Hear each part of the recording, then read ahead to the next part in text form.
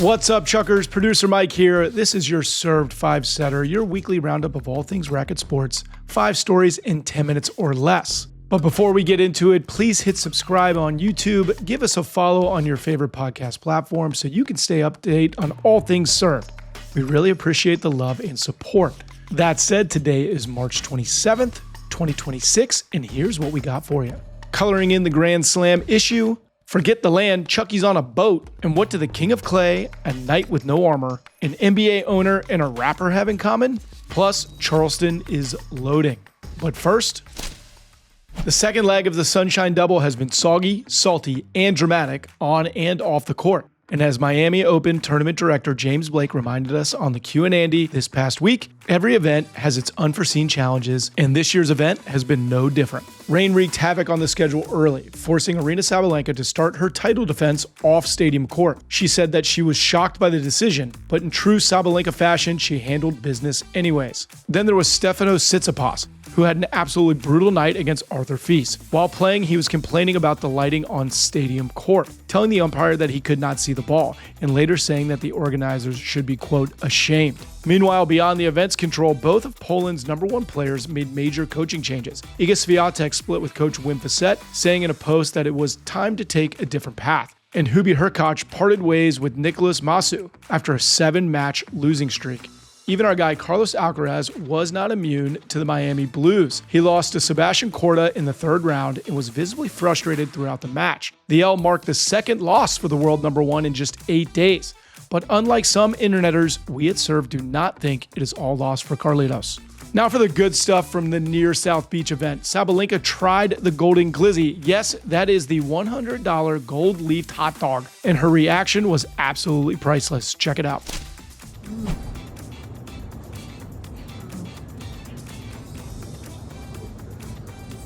Good, guys.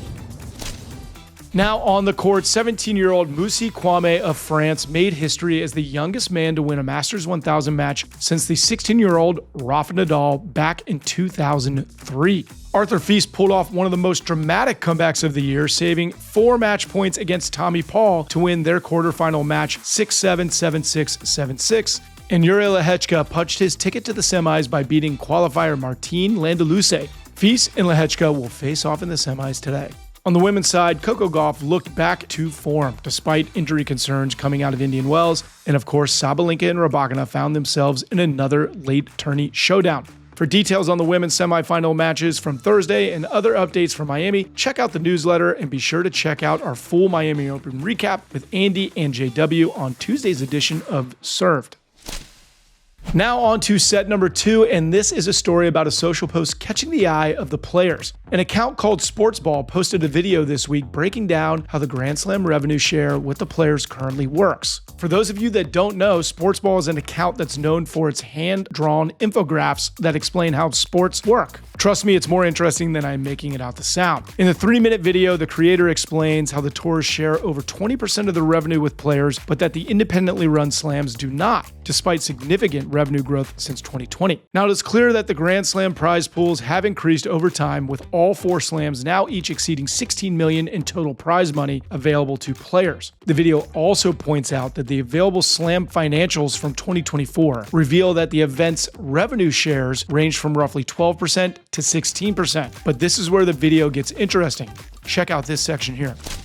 The new proposal focuses on 3 areas. First is establishing a formal Grand Slam Player Council for player input on decisions like prize money, scheduling, and rules. Second is upping the prize money percentages to 16% of Slam revenues across the board, and increasing it steadily over time to reach 22% by 2030, in line with those 1000s events. Finally is introducing contributions from each Slam to those player welfare programs like pension, injury and healthcare support, mental health resources, and maternity leave, beginning at $4 million per event and increasing to roughly 12 by 2030. On paper, this all may seem like small changes, but in reality, it would help players from the top of the rankings all the way to the lower end. Discussions for this proposal are currently ongoing as players and tournaments look at how the sport can continue to evolve.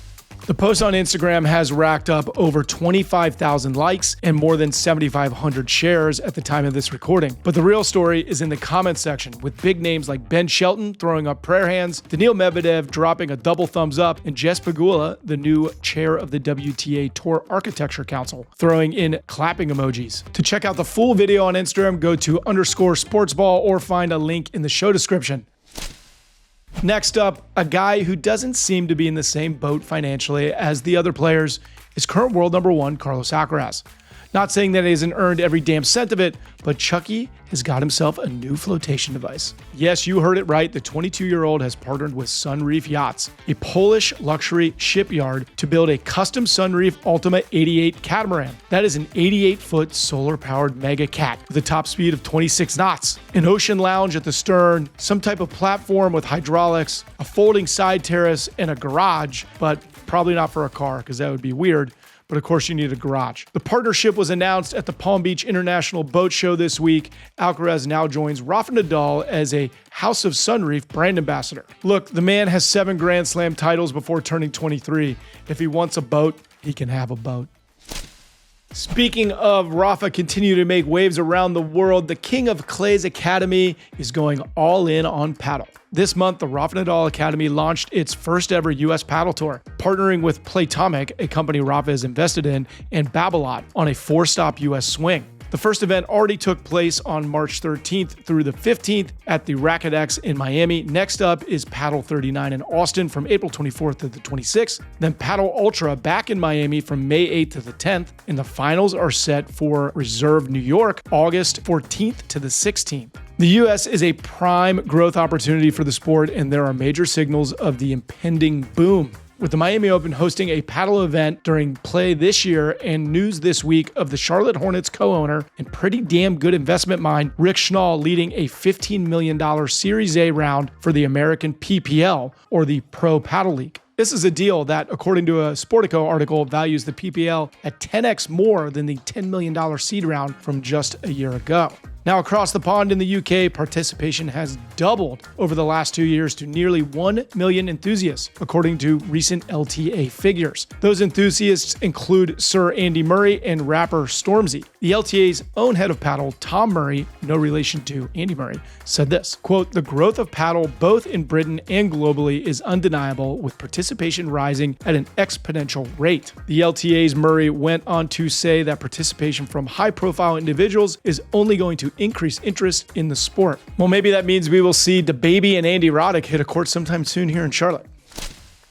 And finally, set number 5, we are looking ahead to the official start of clay court season. The Credit won Charleston Open, a WTA 500 event, kicks off March 28th and runs through April 5th, and the entry list is stacked. Leading the field is world number 5 Jess Pegula, who is looking to go back-to-back on the green clay of Charleston. Other big names in the field include Amanda Anisimova, Belinda Bencic, and Madison Keys. However, one big name that will not be in the draw this year is Charleston native Emma Navarro. The world number 27 pulled out of her dad's own tournament on Thursday, citing some health struggles. In a statement released by the Charleston Open's official accounts, Emma said in part, quote, "I never take for granted the opportunity to play at home in front of my family, friends, and the Charleston community, whose support is overwhelming and unconditional. Unfortunately, I have been dealing with some health struggles over the past year or so that I'm continuing to sort out." She went on to say that she is working with doctors and her team and hopes to be back on court in the coming weeks. We will keep an eye on this story and wish Emma the best of luck. And that leads us to our tiebreak trivia. Not only is Charleston a player and fan favorite, it's one of the pioneers of the WTA. It started in 1973 and was the first women's tournament to offer a $100,000 purse. But it has not always been played in Charleston. And that brings us to our question. What was the original location of this event? We will have the answer for you in this week's 5-setter newsletter, and while you are there, check out the headlines that did not make the show this week, including Iga's possible next steps and inside the Miami Open's battle that is possibly an early pick for match of the year. For the full breakdown, head to servedpodcast.com or find us on Substack. Remember to hit subscribe on YouTube and follow us on your favorite podcast platform, and I will see you chuckers on Tuesday. See ya.